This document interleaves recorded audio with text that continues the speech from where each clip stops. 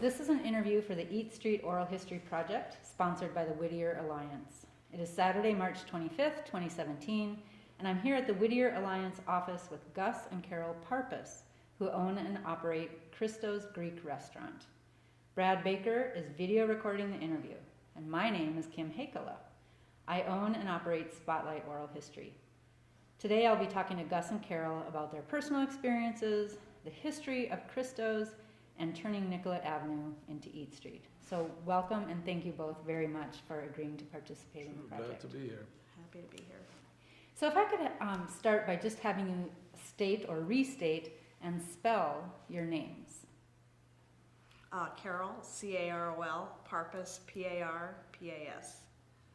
And Gus Same. Parpus, same, yeah. And what is the business address of Christo's? 2632 Nicollet Avenue South. And what year did Christo's first open on Nicollet? 88, June 18th. June 18th? All right. We were going to open on June 16th. You know, he had invited a few people for sort of a soft opening, just to thank people who helped us kind of plan it and put it all together. But they ate us out of house and home. And so we needed an extra day. We were going to open on the 16th. We opened on the 18th because they had to cook for 48 more hours. So you had to restock. So the opening, or the soft opening, was a big success. Apparently.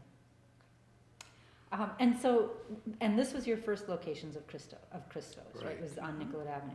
But you had and have other locations. Where are or were those?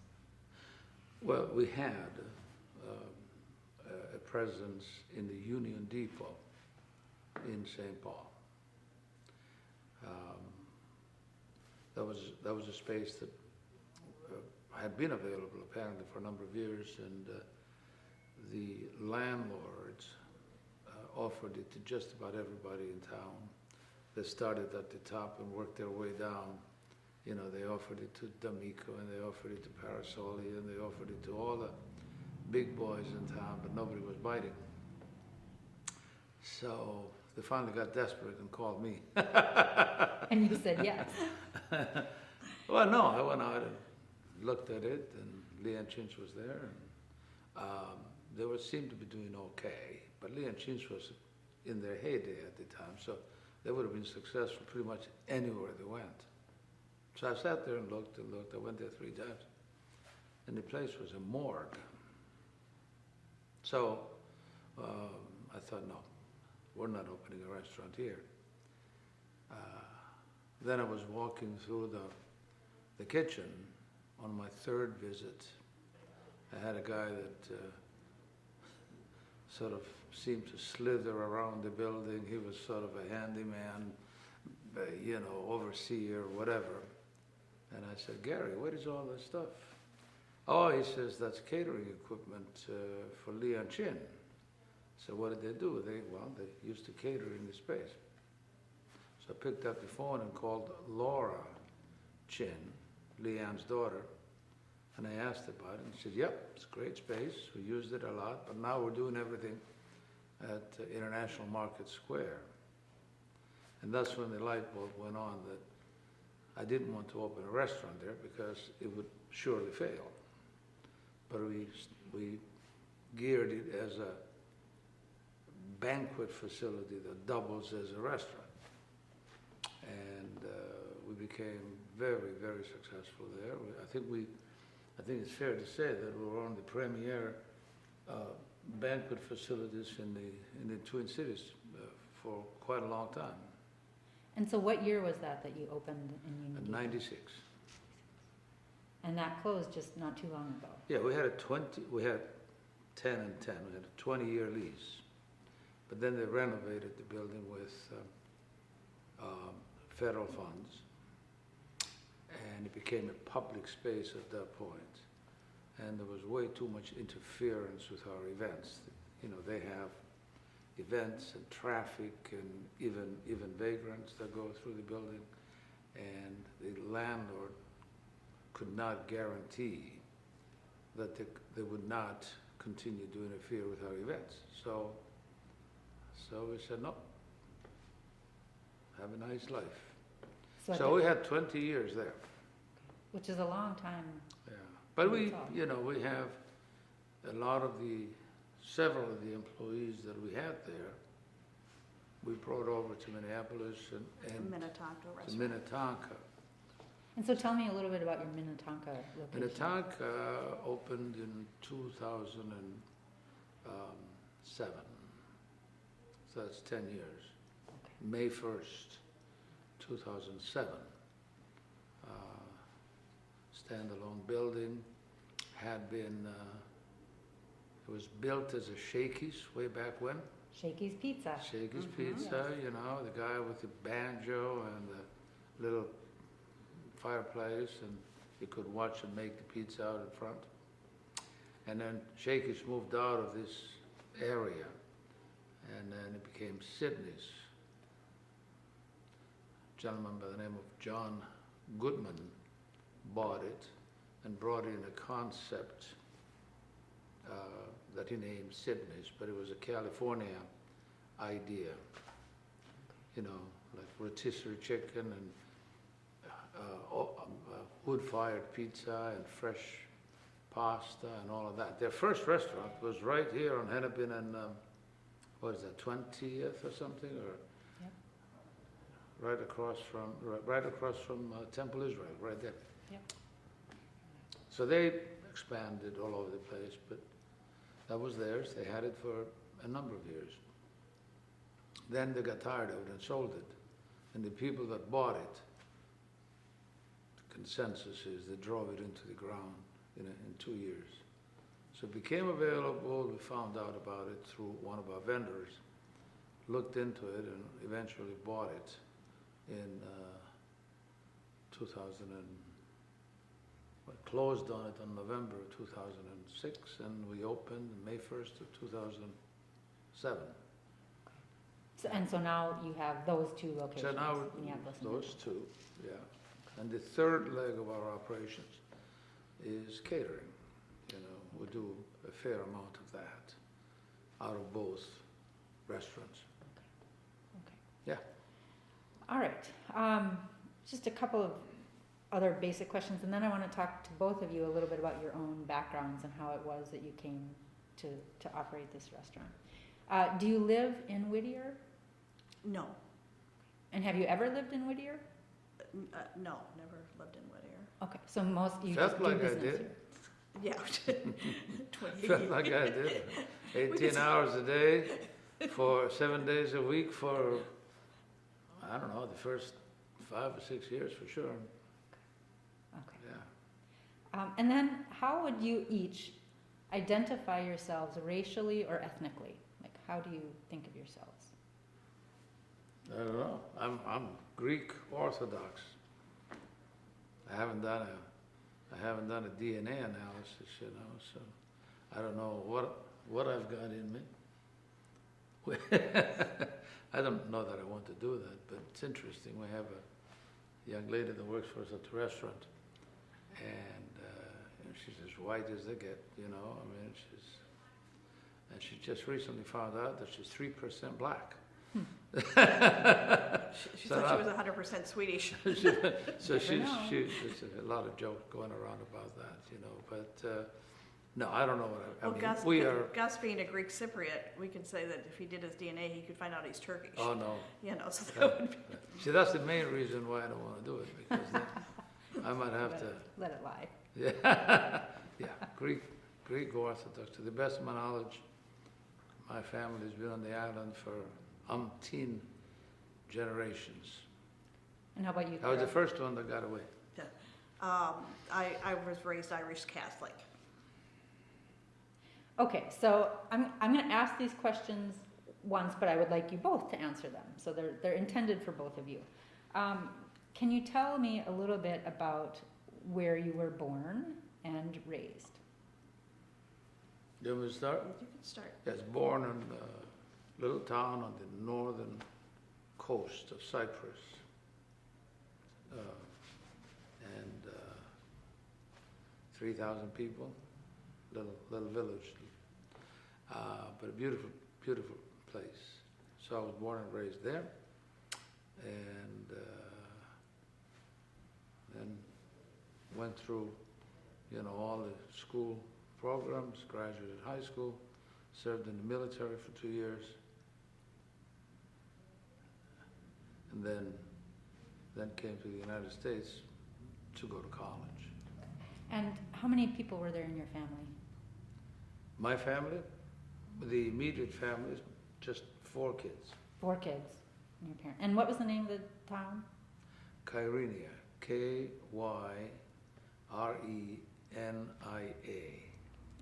Okay.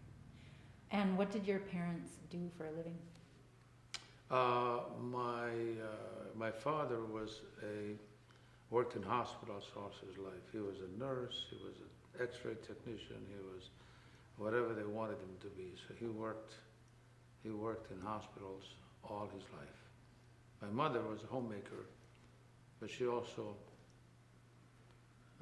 had a little side business, if you will. They have this, she was knitting, or is that crocheting it's called? Crochet. Crocheted these beautiful little doilies that she would sell, and we have a bunch of them at our house.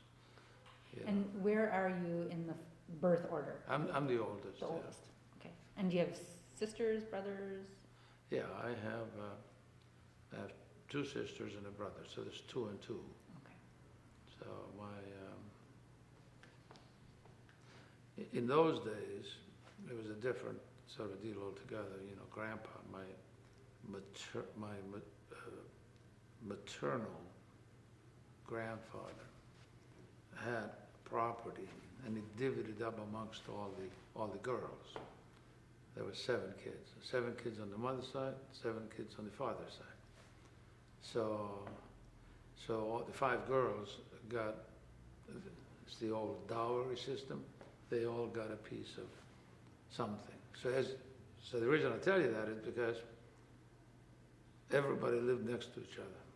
So I had one aunt over on this side, an aunt over there, an aunt over here, and so we grew up in that, you know, extended family environment. You know, it was a lot of fun. So your family constituted a fair proportion of the population Yes. of this small town. Yeah, Okay. exactly. So, and then my father came from a little village outside of my hometown, and so there were 7 uncles and aunts over there, tons of cousins. I think we have a lot more cousins from my father's side than we did on my mother's side, and and I'm still very close to many of them. It's just Are they all still I spent there? as much time, well, no. All that changed when the Turks invaded the island in '74, and we all became refugees. But I spent about as much time in my father's village as I did in our hometown. I just liked going there. It was a lot of fun. You know. And do you go back? Well, we go back regularly to Cyprus, but we really can't. I mean, we can go back to my hometown, but we don't really care to do that. You know, it's been repopulated by Turkish immigrants, you know, and it's not easy to see your home and your hometown just populated by the people that you did not grow up with, you know. It's just, yeah, that's a whole different subject. And we'll come back, not to that subject necessarily, but to your move to the United States in just a minute. So Carol, though, tell me a little bit about your family. Yeah, I was born in Omaha, Nebraska, and we relocated to Minneapolis when I was in 7th grade. So I had my formative years in high school here in Minneapolis. I have 3 sisters and a brother. I'm the oldest in the family. My father was in sales. My mother was a homemaker. And then I left Minneapolis to go to school in New York City, and that's where I met. You went to Holy Angels, don't Well, I went- forget that yeah, part. Yeah, That's where you graduated from? high school, Okay. yeah. And then I went to college in New York, and I had a part-time job, and that's where I met Gus, Okay, in New York City. okay, all right. And, okay, so you said you came to the United States to go to school Mhm. in New York. What year was that? 67. 67. Okay. And what school did you go to in New York? What were you studying? Well, it's complicated, but I had to go get certifications from a couple of other schools, so I spent, I think, 2 semesters at a pretty prestigious high school, if you will, in New York City, right there, 53rd and 5th, right behind the Museum of Modern Art. And it was not the kind of place where I belonged, you know. This is for like the aristocracy went, but somehow they signed me up there. So I went there for 2 semesters. It was a lot of fun, a lot of good people, met a lot of good people. Then from there, I did a couple of semesters at Queens College out on Long Island. But eventually I knew what I wanted to do. I wanted to study business. And so I went to Pace University, which is right in the heart of the financial district, and right at the foot of the Brooklyn Bridge, across the street from City Hall. So it doesn't get any more New York than that. I know where it is, exactly. Yep. Yep, you can see Yep. it as you come over. Yeah, they have 2 camps. They have one in Westchester too, but I went to so I was there. I graduated from there with a degree in economics and finance and accounting. And so why did you decide to come to the United States for school? I only had a couple of choices. I could have gone to Greece, and that's where a lot of my classmates went, but they were very, very strict about getting financial support from the homeland. So you couldn't go there and work and earn your way through school.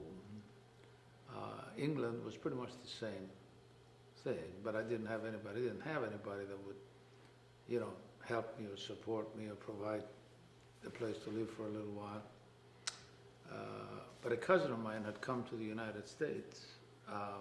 He was 3 years older than I.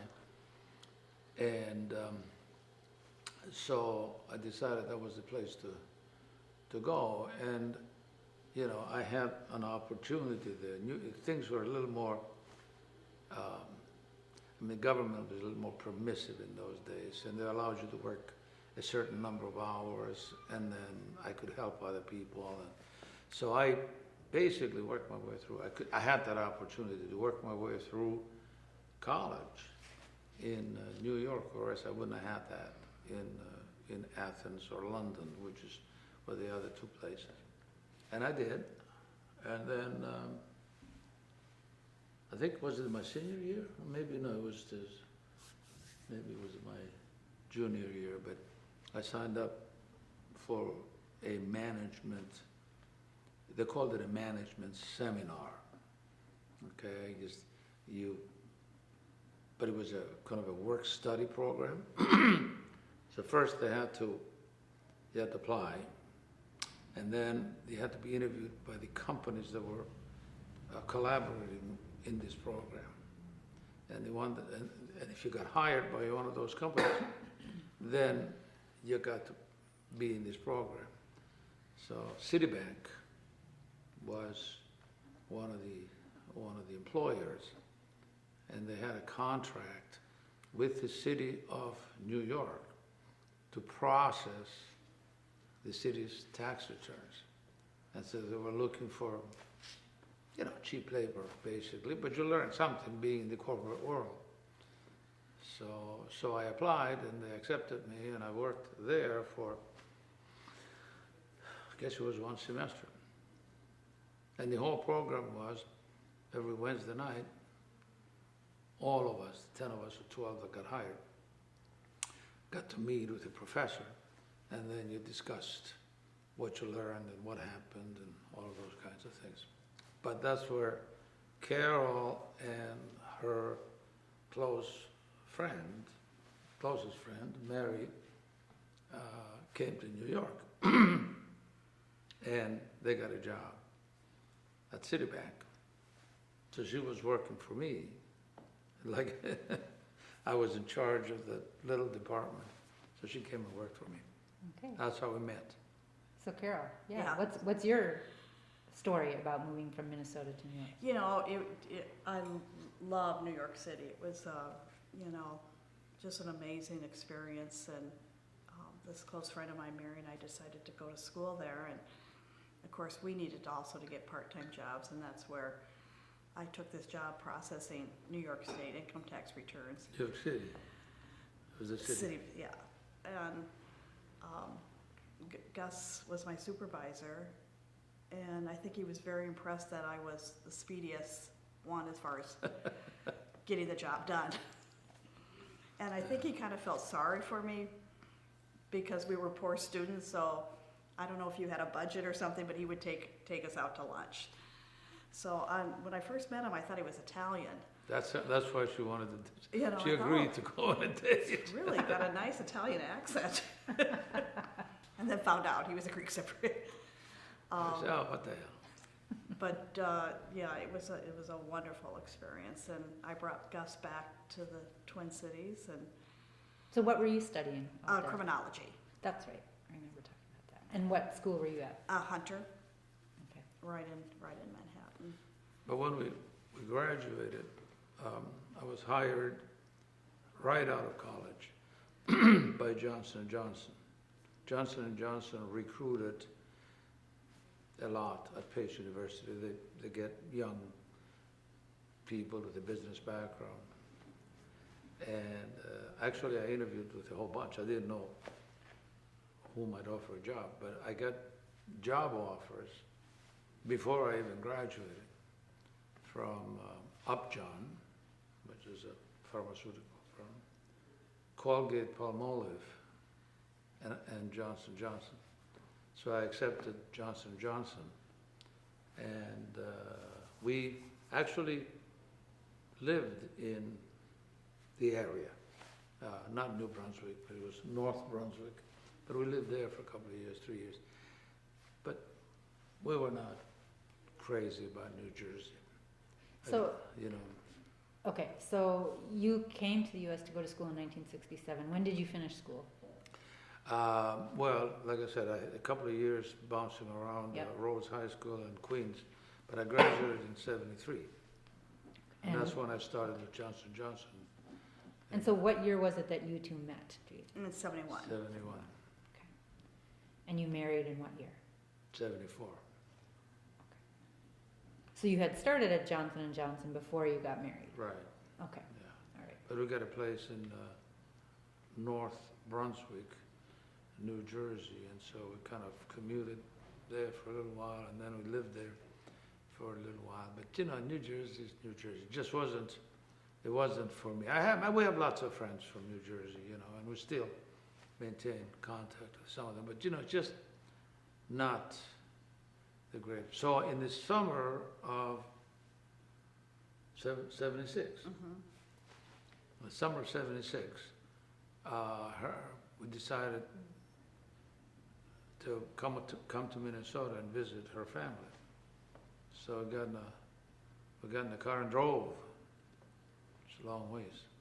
But we spent 2 weeks kind of looking around, and I thought, hey, this is great. It's a beautiful place, nice people, you know, good weather. Little did I know.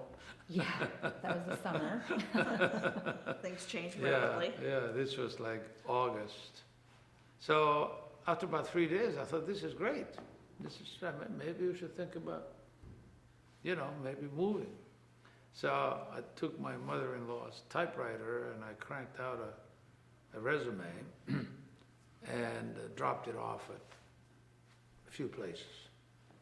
And the very next day I got several calls, one of them from a local company that I liked. And so I went on an interview, and then they brought me back the next day for an interview, and so And then they said we'll be in touch. And no sooner did we get back to New Jersey, I had an offer from them. And it was a good offer, I mean, good money, more than I was making at Johnson & Johnson. Plus they would pay for the relocation expenses, which was, you know, considerable from New Jersey to Minnesota. So we decided to take it. And we moved here, and we got here on the, was it 6th of October of 74. Pardon me, 76. And Carol, what were you doing at this time for work? At the time, I was working in loss prevention for Bonwit Tellers in New York. And what year did you finish school? I finished school in 74. Okay. And were you happy to be coming back? Thrilled. I was thrilled to come back. There's the most amazing loss prevention person you'd ever see. They had quotas, right? Remember the quotas? Yeah. They had quotas at Gimbel's. Gimbel's was the first Yeah, place. Gimbel's and okay? then Bonwit's, yeah. And you had to make X number of apprehensions each month, or else you were not doing your job. And the quota was something like 25 or something. Yeah, it was high. So she would get up to 40 and 50. She has an unbelievable eye for, you know, people. She'd see him walking in the door and say, that one. And she would just kind of tail him for a little while, and sure enough. So she ended up giving a lot of those collars, if you will, to her friends in the department to kind of prop them up a little bit because they weren't keeping up. So they could make their quota. Exactly. It's good to share. Yeah, she was amazing. And then you did that here in Minneapolis. Yeah, I worked also. for Allied Stores. I was director of loss prevention for Donaldson's and then Marshall Fields when they were open, when they merged. And so Gus, what was the name of the company that you took the job with here? Proform. Proform. Well, I'm not hearing in any of the story so far anything about cooking or restaurants or anything. So how is Oh. it that you ended up coming from these two different backgrounds, opening a restaurant on Well, Nickel? I always liked to cook, and I always liked hospitality. You know, I did any number of jobs in New York that involved, you know, mostly quick service of food. But I liked it all along, and we came here in 76, and then over the next 10 years or so, I was developing a plan, you know, some recipes, some ideas about how I would do it. You know, Carol and I talked about it. And back in, what was it, 87, I don't know how much you recall about 87, but those were the days of leveraged buyouts and corporate raiders and all of that stuff. So there were a lot of things going on in the economy. And I didn't like the direction that everything was going. In my company, things were evolving very rapidly. We got into a joint venture with Shell Oil Company. They were developing some advanced composites for the aerospace and defense industry and all of those kinds of things. But I could see, I used to travel back and forth to One Shell Plaza in Houston. That's the headquarters for Shell. And I talked to a lot of those people. So I got the sense that this joint venture that I was assigned to wasn't going to, and of course we're talking about, it's a different realm there. Most of us can't fathom it, but Shell Oil Company dedicates about $500 million a year to exploring different businesses. And this was one of their little ventures. And were you still at Proform at this time? Well, this is part of Proform, it's same Okay. ownership. So all these years? Yeah, there were 3 or 4 other companies that I was involved with. I was involved with 3 or 4 at the time. So I saw this coming and I'm thinking, you know, they're gonna give it another 6 months or a year and then they're gonna decide to pull the plug. So that's when I intensified my efforts. We started looking for locations.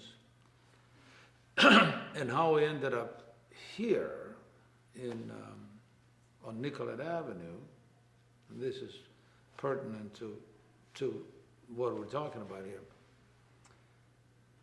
Our initial thought was, obviously, Hennepin Lake. I mean, that was the hot spot. So there were a couple of spaces available. I talked to a couple of people, and it was, I mean, terrible. In those days, my rent would have been $28 a square foot with no tenant improvement budget from the landlord. So then we started walking around. We expanded our search. We went to Lindale Avenue. We went to Nicollet. This space was available for $5 a square foot. So that is the reason that we selected it, and you know, we figured the trade-off is that it's not the greatest neighborhood, which it wasn't, and we'll talk about that, I'm sure. But we thought, you know, if you go to a place where you have to pay $28, all the money's going to get soaked up into the rent, and you're not going to have the money to really present the product that you're looking for. So at $5, we could certainly do it, and we did. We planned it. It took from, we incorporated in '87, and we opened on the 18th of June of '88, and it took quite a bit of time to make all the improvements because we made everything ourselves. We did everything. I mean, everything in there, you know, we did ourselves. To the building, to the space? To the building, to the space, yeah. I was working, and then I would come out here at night, and we would do carpentry, we would paint, we would lay down tiles, we would do whatever needed to be done. It took a long time. And so, and you said that you'd, over the course of the years, you had always liked to cook, you were kind of gathering recipes that you'd like to offer. So you had, I mean, your attention was quite divided at this time. You had a lot going on between your regular job, getting the space ready, That's and the then story of my preparing, life. I have a lot going on. and then preparing the food as well. So, and we will come back to the neighborhood, for sure. I want to talk about that. But tell me about your first day of business. What was it like after that soft opening on June 18th when you were officially open for business? What was that day like? Scary. We'd stand by the window and we would see somebody coming and we'd say, here comes a customer. And then they'd walk on down the avenue. It was pretty bleak, you know, it took a while. But I had, you know, in those days you didn't have the internet, so you don't have those, you know, bloggers that would come in, eat, and then spread the word, okay? You had to rely on the reviewers. And the first one, and this was quite a stroke of luck, but the first one was Carla Waldemar. Are you familiar with her? No? She used to write for City Pages. Carla Waldemar. About maybe a week before we opened, if you can imagine this, we were busy putting up the awning in front of the place. And I heard this screeching tires right in front. It was like, and this scrawny woman jumps out and, what's going on here? Is this going to be a restaurant? I say, yeah. She says, I'm excited, what kind, whatever. And then she wanted to come in and see what the place looked like and all of that. So we chatted for a little while. And then I said, you seem to know a lot about food. I said, what do you do?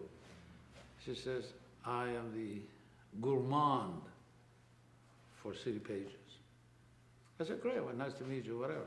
But she was the first to review. And she came by just by happenstance. She just By happened to be driving driving by. Oh, she would have known because she was just, that's how she did business. I mean, she was quite a sleuth, But it was fortuitous that it happened the way it did. So we established a connection. She happened to be the kind of person that loved ethnic food and she liked independent restaurants. So she came and reviewed, and about what, maybe, would you say about 6 weeks after we opened? About 6 weeks. Are you okay? You're good, yep. We're just inching along, but people were finding out, and you could see the progression from 1 week to the next. It was getting a little better, and we were busy getting our act together in the kitchen, in the front of the house, And then she came out of the first review, and then we got swamped. 6 weeks into it. No. And then it went from there. Then it went from,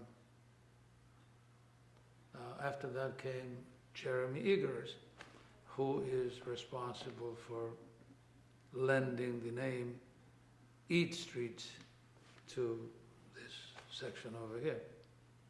And he came and he gave us an unbelievable review. Do you know about when that was? What year? Well, it must have been, no, it was 88. So in that so- first year? Yeah, the first year. So I think Carla Waldemar's review came out in, First. I'm going to say July, and then Eggers shortly after that, so maybe July or August. I bet I heard. And then there was Skyway News, and then there was Stephen Sharon from the TV show, what was the name of it? Oh, they had the afternoon show. The afternoon show. And so a lot of Good good press. reviews, that. So were there many other Greek restaurants operating in the Oh, cities at this time? Oh, sure. It's Greek to Me was already there. St. Paul, the Acropolis. The Acropoline was there. So people in the Twin Cities were familiar somewhat already with Greek food? Somewhat. So you didn't have to totally start from scratch? No. And how do you think you distinguished yourself from these other places? Well, I mean, the biggest distinction was that, we had many dishes from the island of Cyprus. The others did not. And so tell me a little bit about what you served in that first year. What are Cyprus dishes? Well, Cypriot cuisine is affected by factors that the rest of Greece was not. Okay, the Venetians invaded and populated the island for a while. The Turks, of course, populated the island for a while. The Brits were on the island for a while. The French came through on their way to the Holy Land for the Crusades. Okay, so we've had all of these influences, plus we're only 75 miles away from Beirut, so we had a very strong Middle Eastern influence in our food. And there's a number of dishes that are clearly Middle Eastern, but we do serve them in Cyprus because of the sort of the cultural, effect, whatever you'd call that, cultural intercourse, I guess. So you have hummus, which Cyprus is famous for, tabbouleh, those kinds of things.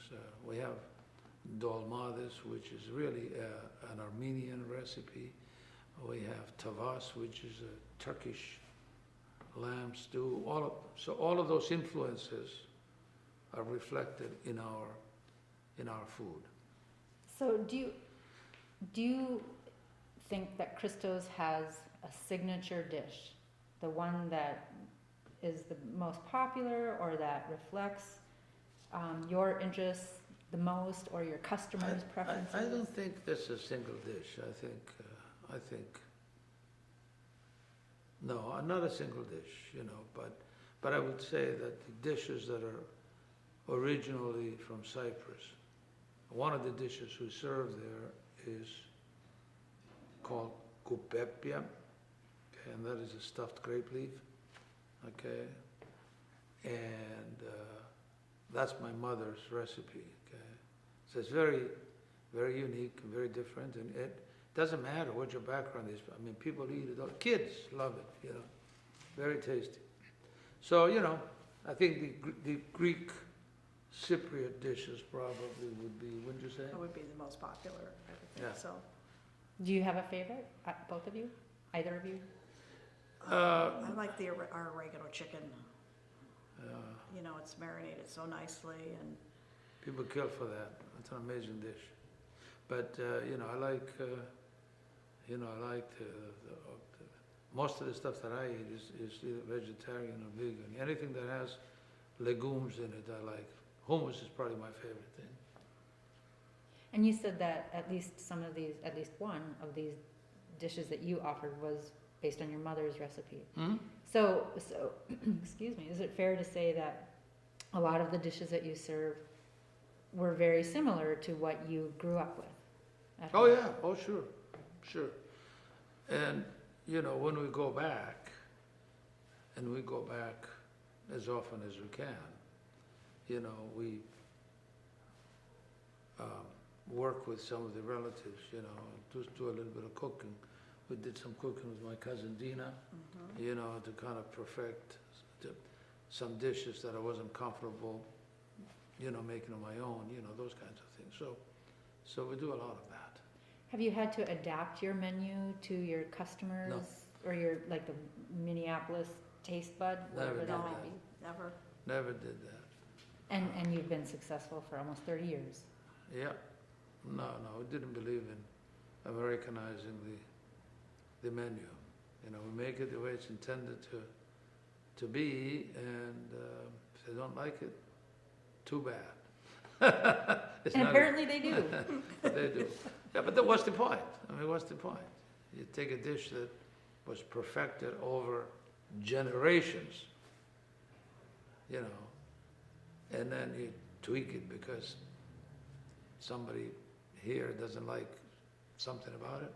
That doesn't make any sense. So we try to keep it as authentic as we can. So going back to these early days at the restaurant, were you both working your other jobs Mhm. also Oh. We both for a were. while? Which you were for a while. Yeah. See, remember what I said about the dark clouds that I saw gathering?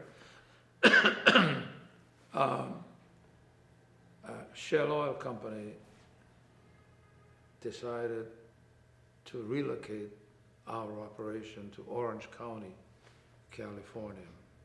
And this happened, they announced that in May, okay, maybe middle of May of '88.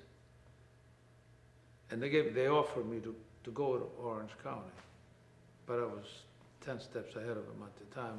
I had So you were right. everything planned out, and so we closed that particular operation on the 31st of May, and then on the 18th of June, we opened the restaurant. Wow. So So you were right. I read the tea leaves correctly. And good thing, because then you had something Right. all set up and ready to go. Right. But Carol, you were still working. I was still working, yeah. And so what were your respective duties at the restaurant when it opened? Carol worked more the front of the house, and I was all over the map. I worked the front of the house, I worked the back of the house, I worked the office, Did you cook? Yeah. And how many people were working for you when you opened? How many other staff? How many did we have? It's hard to remember now, but I think when we opened up, we had a total of 14 with the front and the back of the house. Okay.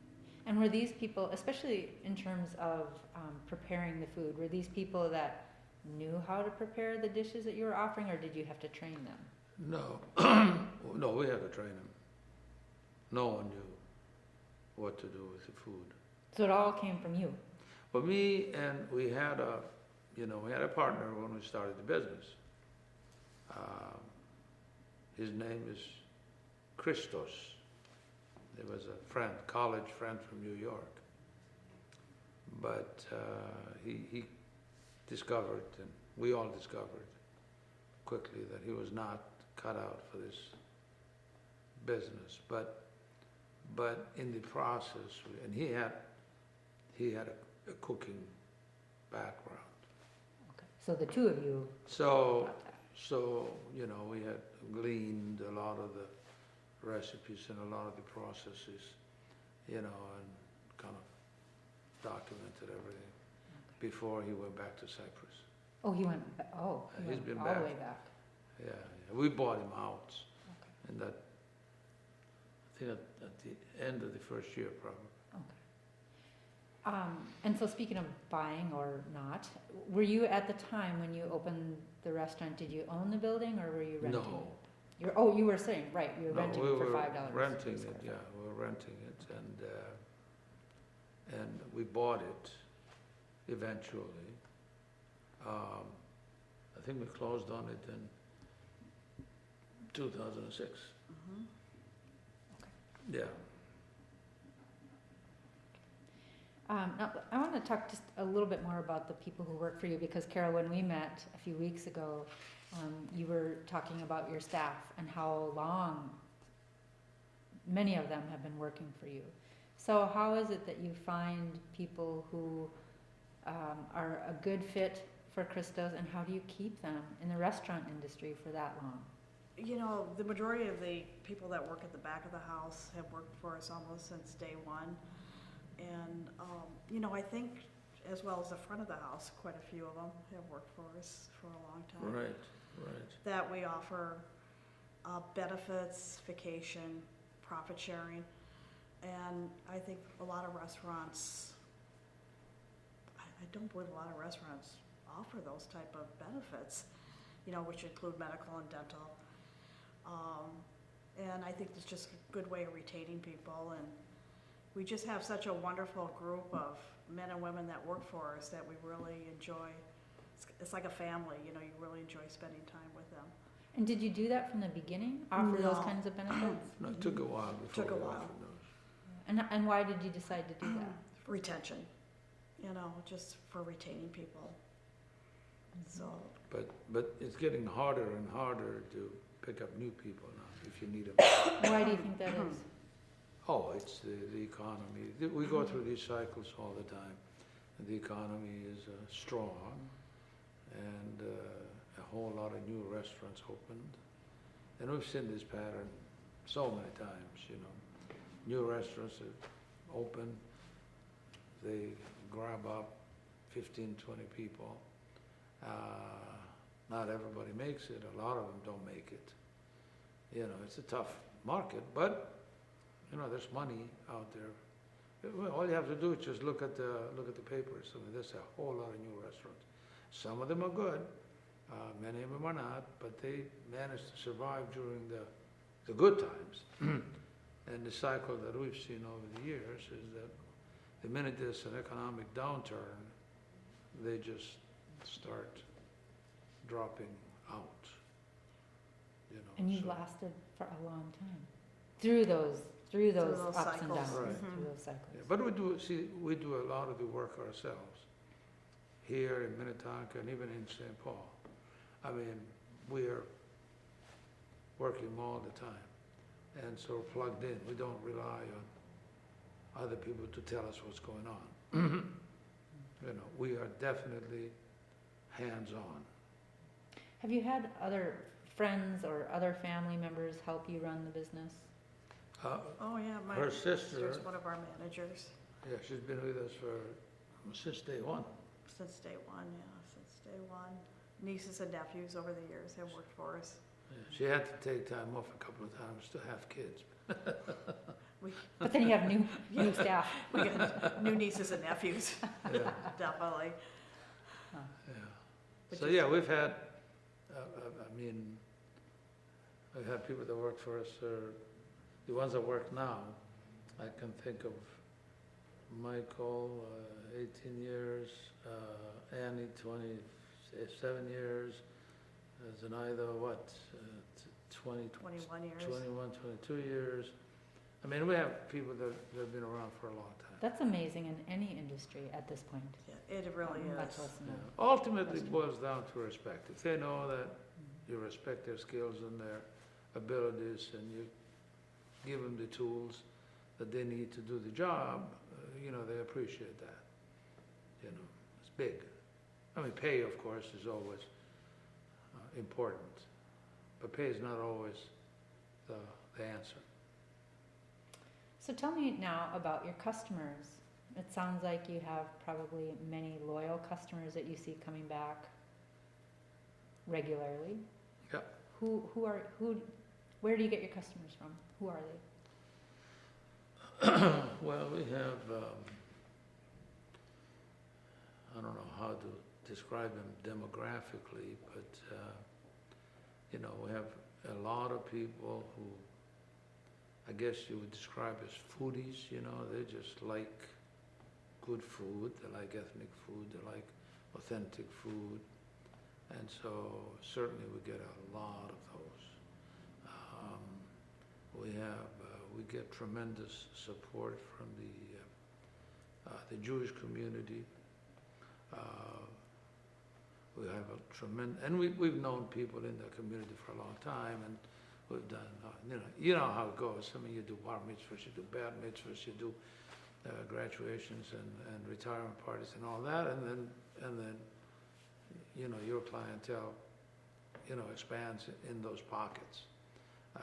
We have tremendous support from the gay community. We've hired gay people and promoted gay people and supported the causes since we opened.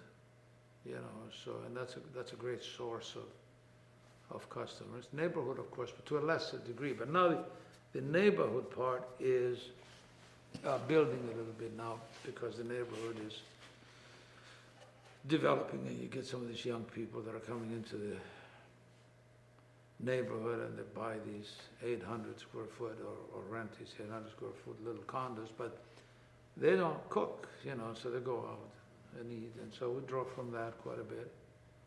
The Minneapolis Institute of Art, we see all the employees and curators. Minneapolis School of Art and Design is another big one. We get a lot of the federal court judges from downtown. So it's a real eclectic clientele. Now, you do, besides serving your customers some really good food in a very nice atmosphere, you also lead tours. Tell me a little bit about that. Well, okay. From the very beginning,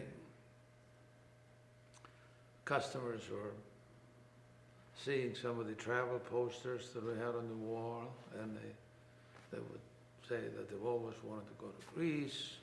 It's one of their ultimate destinations.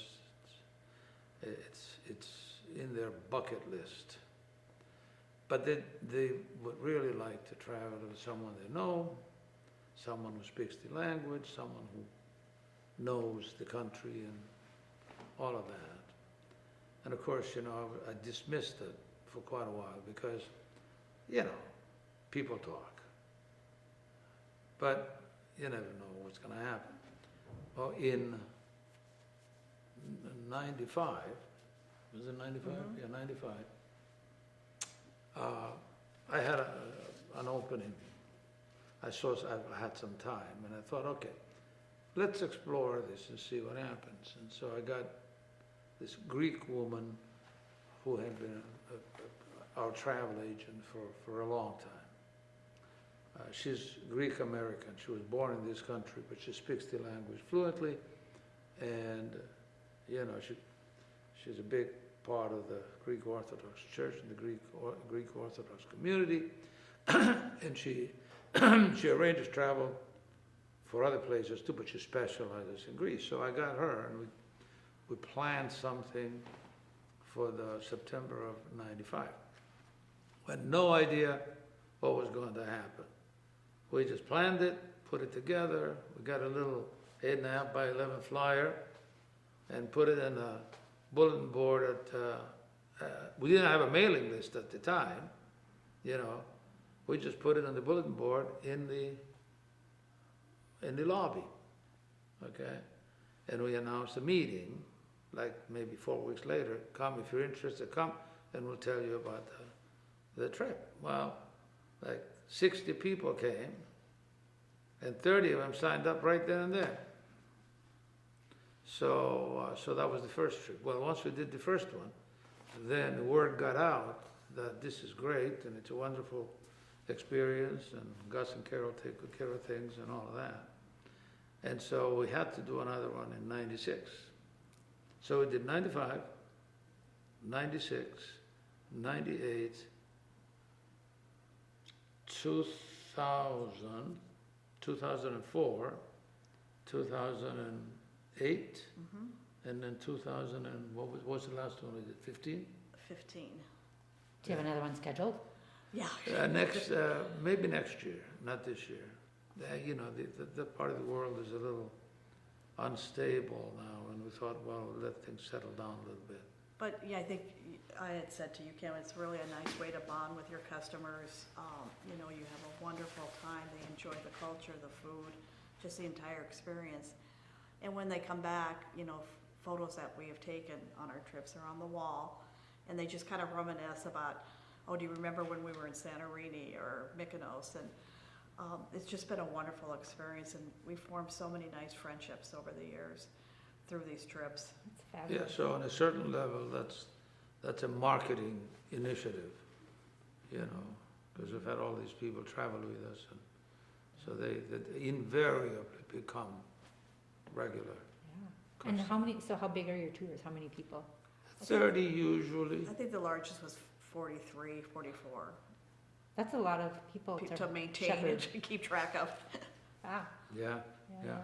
yeah. That sounds fabulous. But it's a lot of fun. And the last 3 years, or the last 4 trips, we switched. The first couple of times we used cruise lines, but the last 3 times we sailed.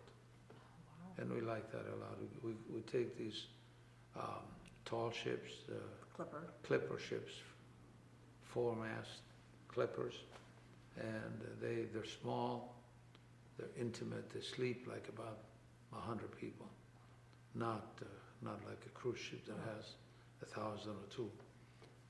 And they stay closer to the coastline, and they can dock in places where the cruise ship can't. And it's you know, by the second day, everybody knows everybody, you know. It's a lot of fun. That sounds amazing. It's really good, yeah. Okay, one final question about the business before we start talking more about the community and Eat Street and the neighborhood and all that. What do you envision for the future of Christo's? Well, it's hard to know. We try to keep up with the times in terms of how we put the word out for the business, but I mean, the business is holding its own, growing some. The takeout business is changing a lot now. Catering, of course, is continuously growing, which is good. So, you know, we just look for the avenues that are available to us and continue to build. We don't plan any other restaurants right now. We've got our hands full. Wouldn't you say it? I'd say so, yes. Yeah, 2 is enough. Sounds like it. Yeah. All right, let's go back to 1988 and what the neighborhood is like at that time. Do you remember? It was very Sketchy. very sketchy. very sketchy. A lot of drug activity on the avenue. Prostitution. Prostitution, of course, was rampant. We had, I remember one day somebody came and said, "Who's Debbie?" And I said, "I don't know Debbie. Who's Debbie?" She says, "She's got her name on the front door there." He says, "For a good time, call Debbie." Right there by the front door. I mean, we had one standing right in front of the restaurant. Do you remember this one? And she was advertising her wares right there. When a car would drive by and maybe they would look like they might slow down a little bit, she would just give them a little preview of whatever. So, I mean, that would happen all the time, those kinds of things. So prostitution was there all the time. And of course, the bar across the street was always an issue, Porter's Bar and Grill. It had been there for ages and ages, but it was a neighborhood watering hole to, fairly diverse clientele. But my goodness, they would just, there's no question. I mean, there was drug dealing, which we reported. There was, I'll tell you one incident. There was a Saturday night, I think, and there was a big fight on TV. And so we knew that they would get busy over there because he used, had some kind of a satellite thing going on. So, and I wanted to, things slowed down somewhere around 9 o'clock on Friday night or 9:30. And so I thought I'd maybe we'll peek through the window there and just see if the fight is on. Now this was the famous Tyson Holyfield fight. Was that the one where Tyson bit the guy's ear? So I went there, I looked through the window and I could see the fight going on. The next thing I know, there's a chair that flies across the room from one side of the room to the other. Next, another chair goes this way. The next thing you know, there's a brawl that breaks out. So I got away and went across the street, and there were like 8 squad cars that came, and these people, they all came running out, and the fights were still going on out there on the sidewalk, because somebody said, it's silly stuff, somebody said something about something derogatory about Tyson or Holyfield or whatever. They were arresting people left and right. People were punching each other all over the place. That's what Porter's was about. They didn't exactly bring the best element to the neighborhood. But there's still a lot of people who say, whatever happened to Porter's? They used to like to go there and have a beer and experience it was very interesting clientele, very interesting clientele. So how do you, as business owners, as restaurant owners, how do you try to address some of these issues, the Debbie standing in front of your door, while you're still trying to bring customers in? Well, I mean, we would report these things, just report them to the vice squad, and they get tired of it, and they don't always respond. But those are the kinds of things that you see: prostitution, drugs, and graffiti all over the place. It's getting better now with the graffiti, but that's what happens in a neighborhood like this. It improved over the years. I think the prostitution is all gone. Drugs are always there, whether you see them or not.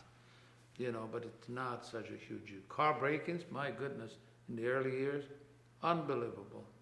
Unbelievable. I mean, I had a guy on Friday and Saturday nights. I would post. Remember, we would post the guy at the parking lot. Parking lot. One of our employees. From beginning to end, to keep an eye, kind of direct the traffic a little bit, but mostly to have a presence, because there were people who come up. They just have they're professionals. They have their flashlight, they look in the cars, they see something they like, boom, they get in, they steal it, and they go. You know, and that is, talk about damaging the business. That person is gonna go back to St. Louis Park or back to, you know, Minnetonka, and it's gonna say, look, don't go down there, okay? My car was broken into. Did it happen to your customers that you know? Many Oh, times. oh, yeah. Which is many. why you then eventually put Yeah. somebody else. Many times. So those were the things that,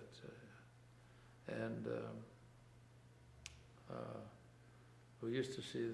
I mean, these are the things that happened. We had a lot of Native Americans that kind of wandered up and down the street, and they were intoxicated quite a bit of the time. And that's could be other people too, but this is what I saw something one day. My God, I thought I was genuinely startled. I come out the door and I looked, and there's a guy, a big tall guy, coming at me, and he had a totally white face. What in the world? Well, it turns out that they did this a lot. They would take a bag, paper bag, and they would either buy or steal a spray can, paint, and then they would spray inside the bag and then breathe it to get a high. And so his face would turn white Yeah. from the paint. And Yeah. he was just totally white, and he was just staggering up. I thought, my God, I don't know what this is. And we've had many of them, you know, many drunks of all colors and creeds and races, but stagger into the restaurant, you know, and so of course, guess who got to escort them out, you know? But we, you know, managed through all that. You don't see nearly as much of them No, now not at all. anymore, you know. So those are the things that gives you flavor for what that's the trade-off for the $5 a square foot. So when you moved in for those first few years that you were operating, what contact did you have with other, you talked about porters a little bit, but what contact did you have with other business or restaurant owners along Nicollet Avenue? Oh, we knew Tammy pretty Tammy Wong, quick, Yeah, you know, and and she's then been a good friend for Joanne, and many years. the Cruz, And we know Joanne and Eric. Irish, you know, on and off over the years. We used to go there. That was the hangout for a long time. You know, you get down at 11:30, and they were still open, but they had their little garden back there, and so employees would go and have a beer over there. We used to go to the artist quarters, which is directly across from, or was directly across from The Black Forest. And that was a nice little venue, They had great jazz musicians. There's only one of 2 or 3 jazz venues in the Twin Cities, so you could go there, get a beer, and just listen to some really nice jazz. But then, of course, they developed it. Then there was the Upper Crust, which is where the Black Sheep Pizza is now. So at the, you know, with whatever contact you had with these other business owners in the neighborhood, I would assume that most of them were concerned about the same kinds of things that you were describing. So did you talk amongst yourselves about, you know, how to address some of these things? Oh, we did through the business association and through Whittier. We would, you know, ultimately it boils down to getting more police. And we went through a period there when we were trying to turn it around, where they actually, in the summer, they had food cops, and they had the bike Squad, the yeah, bike from the 5th Precinct. squad from the 5th Precinct, you know, and they had a real presence on the avenue, which helped a lot, you know. But it's expensive to do that, and after a while that went away. But right now, I mean, it's kind of okay. It didn't help that you had all these distressed properties on Nicollet Avenue. The building next to us, which used to be Chrysalis. It was a lot of things over the years, but the last thing that it was, before it went up in flames, was 8 or 10 or 12 little businesses that were housed in there. And I'm sure that there was a lot of illegal activity going on. There was gambling going on, there was drinking going on, there was drug dealing going on. And you could see the people coming and going all day long. There was a shooting back there, there were fights out in the parking lot, that sort of thing, you know. But when you have an absentee landlord, that's what happens. So what do you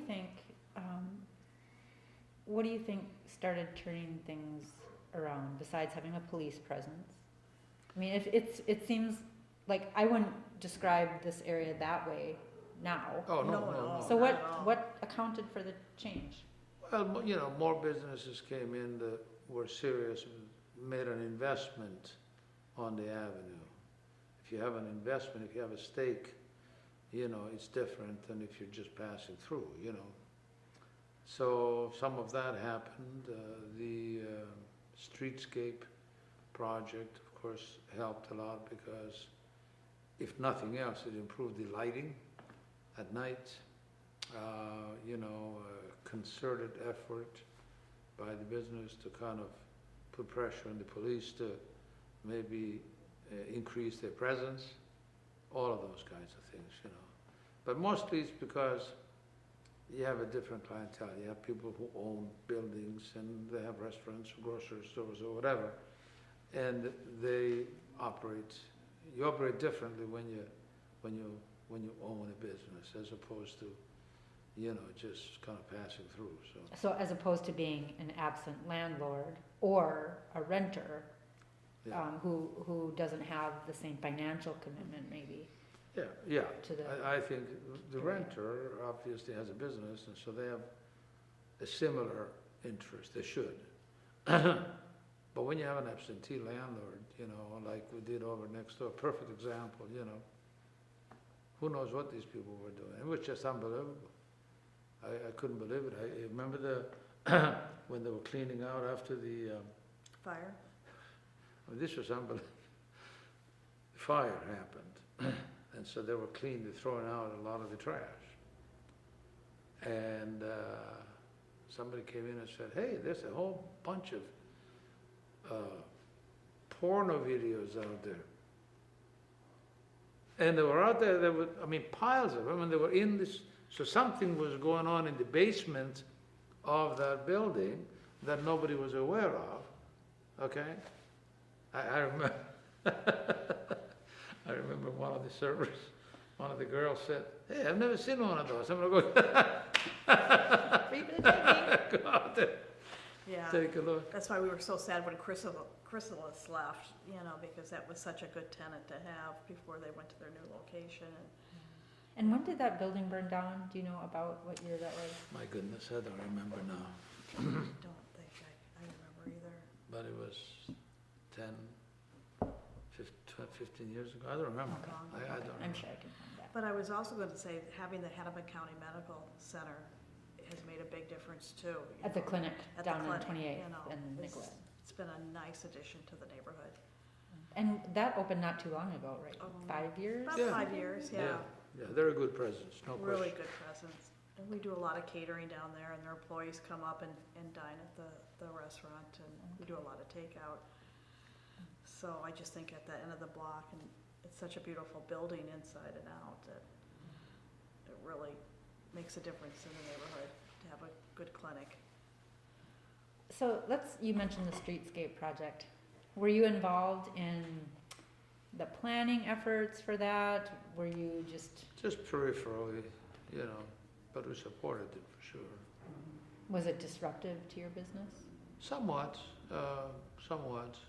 but we knew that it would be worth it in the end. It's a very good project. And how many months do you recall it being out there? Well, it was 6, 8 months or something like that at least. Yeah, it was a big Yeah. They kind of look like Beirut in front, you know, where customers were coming through the alley to get to the business, you know, to the restaurants. And there were some smaller businesses that end up closing during that time period just because, Was the street entirely torn up? oh yes, So it wasn't just Totally. sidewalks, it was the Nobody could whole- drive nobody on could the drive streets, down Nicollet. Okay, you know. yeah. But you have, if we're gonna do it, you have to do it, you know. Now that was done in part with NRP funds. Were you involved in any of those meetings or discussions about how to use those revitalization funds? Yeah, as I said, peripherally, you know, but we were plugged in. Let me just check myself here, make sure I'm not forgetting anything. So, yes, Jeremy Iggers writes this article in January of 1997, where he, or as he is likely to point out, perhaps a headline writer, refers to Nicollet Avenue as Eats Street at the time. And so thereafter, and then this is the same time that streetscape project is going on. This is all in 1997. And according to other people that I've talked to, Joanne being one of them, and Tom Berthume, they were talking about how that title, that Eat Street label, ended up being the way they decided, the people who were working on the streetscape project and through the Alliance and the Business Association, that it would be a good way to market Nicollet Avenue, to draw more people, draw more customers into this area to patronize the businesses. Has Eat Street, has it been valuable to you and Christos to be part of something that is now known as Eat Street? I think the label helped people identify it better. I mean, the avenue was what it was. And we went through all of those pains in the early years and all the difficulties with crime and so on. But drawing attention to it and kind of giving it a name, an identity, certainly helped, you know. So, and it continues to help. It does. So do you hear that from your customers? Eat Street, Do people they- know Eat Street now. You know, it's a name that's stuck, Mhm. you know. And at this point, how would you describe relationships among the businesses along Eat Street? Do you work together? Are you in communication with each other about planning things? Yeah, some things, you know, over the years, I'm not much of a joiner, unfortunately, you know. It's just the way it is, you know, but we do keep up with people, and we've known many of them over the years, you know, but we like the direction, we like where the street is going, you know. You've got more businesses, more restaurants, open up and down, and so we support all of that. You know, we don't see any of that as competition. You know, you know, look at the number of people that come to Glum Dolls. I mean, you know, it brings people from farther than just a couple of blocks away. You know, Christos have done the same thing since day one. You know, people will drive in from all over the place to come here to eat. And then they'll go to Glam Dolls and get a donut, you know, so I So think, it's mutually beneficial. I think so. You know, people discover other restaurants in the area, and maybe someone that's going to Eat Street Social will discover Black Sheep Pizza, and so this is just a wonderful neighborhood. Do you see, if you are looking down the line for the neighborhood or for Nicollet Avenue or Eat Street, is there anything you would like to see change in the next 5 or 10 Well, the years? biggest problem that the neighborhood faces is parking. You know, it's approached in a helter-skelter manner now. You know, the city is giving licenses to places that do not have any parking. so you have tough competition for parking spaces, you know, that's something that they need to fix. I suggested many times in the past, sort of a ramp of some kind, or some accommodation for communal parking, obviously, you know, a fee-based thing. But a couple of those up and down the avenue would probably help quite a bit. I mean, anybody will tell you that there's a big problem with parking everywhere. So that's the biggest thing. And I'm not saying, you know, it's going to hurt the avenue if we don't get it, but it would certainly help it if we did. And then opening up Nicollet Avenue, repositioning Kmart. So you were here, I mean, Kmart was already there, Yeah. it Right. was already closed by Mhm. the time you came in. But it's still something that you think, Oh, benefit absolutely. you It's to the open silliest up. decision that, and let me tell you, the city council of Minneapolis has made a lot of silly decisions, and they continue to make them to this date. But that has to be right at the very top. You take a discount store and plop it on top of the main thoroughfare that leads into downtown. How silly is that?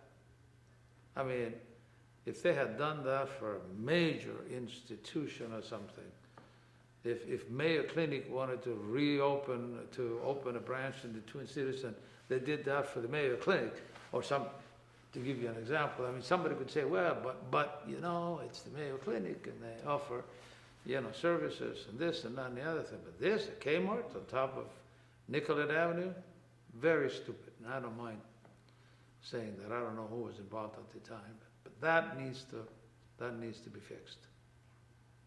You know. heard that from many people. Mm. Seems to be a consensus Yes. about that But particular. they're still dragging their feet. They're still sort of dealing with all the bureaucratic obstacles. All right, so I'm just gonna wrap things up here by asking some concluding kinds of questions. And one of those is, what would you say to somebody who was thinking about opening a restaurant? What advice might you give them? This is a great place for that, assuming that, you know, the parking situation in Nicollet Avenue doesn't get any worse as a result of it.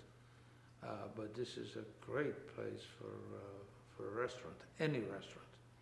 You know, it's a place where people come to eat. And, you know, if you go to one and they're too busy, you know, then you can go down the street. You know, there was a time when the Black Forest was the only game in town. There was Abdul Effendi, who was right in the middle of this block here. But when I tell you that the Black Forest was the only game in town, I mean it was the only game in town. There was a woman that worked over at the Black Forest, and we got to meet her early on. And we would be sitting there on a Friday or Saturday night with, you know, 8 or 10 tables, you know, before we got all the reviews and all that. And they were so slammed over at the Black Forest, it was just unbelievable. And she would call over there, and she would call me and say, hey, Gus, can you handle the party of 6? Sure. And she called back 10 minutes later, I have a 5-top here that I can send them over. You know, so, you know, they were knocking them dead. I don't know what happened since then. I mean, maybe but other restaurants came and the thing evened out a little bit. But it's still a great place to open a restaurant. If you're good, this is the place. This is where the customers would be, I think. You know, if that person said, okay, but what's the secret to running a successful restaurant for 30 years, besides being in a good location? What would you tell them? Yeah, I'll tell you what I tell people to kind of make sure that they really know what they're getting into. And I've had, how many have we had over the years? People who, regular customers who are very good cooks, or people who have money and they think a restaurant's a good idea. And I'll sit there and talk to them and find out why they want to be in the business and what makes them think they're going to be successful. And then I tell them, take these plans, these thoughts, set them aside, come back to it a month or two from now and rethink it again. And unless you see a really, even do this 2 or 3 times. And if you don't see a real compelling reason for doing it, just walk away. This is a tough business. It'll eat you up. It's a business that takes a lot of time, a lot of commitment, and a lot of people go into it misguided. They think that you open the doors and you make money. The minute you turn things over to somebody else in this business, without being involved, without overseeing, you're in trouble. And I'm not saying that, I mean, an employee is motivated differently than an owner. So you have to be prepared to do that. They have to know the finances, they have to know how to read a profit and loss statement, they have to know how to maintain. The regulatory environment has changed tremendously over the last 10 years. And you have to know how to navigate that mess, okay, and stay on top of it, because there are,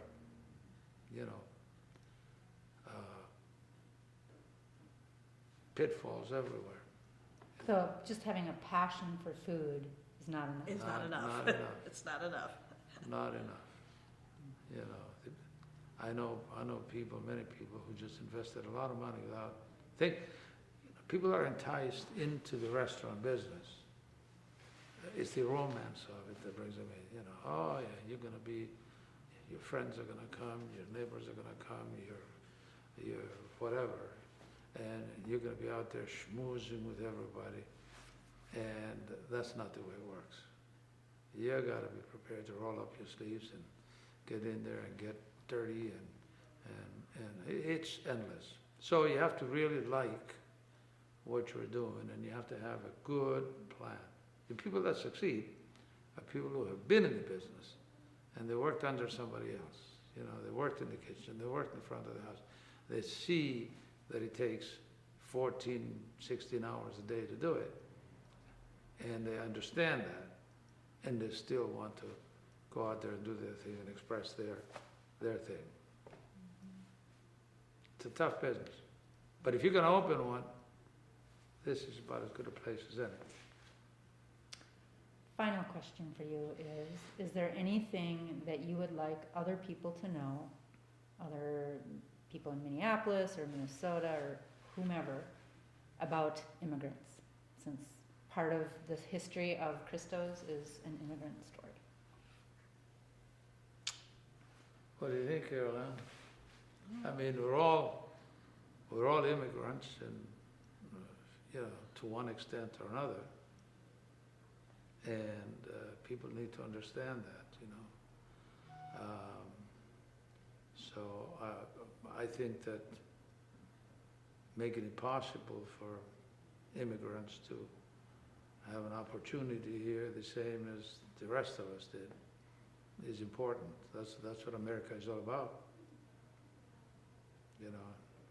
Building a wall and shutting the doors and all of that.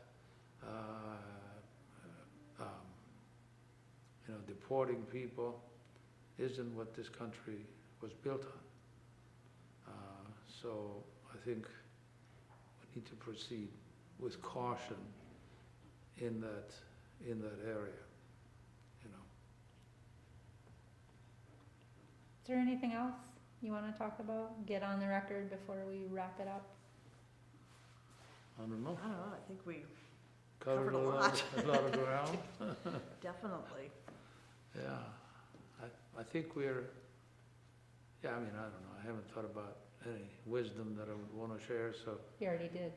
You shared plenty. Well, thank you so much, both of you, for doing this. You're This has welcome. been fabulous, so. All right, Well, thank you. Thank you. All right. all right.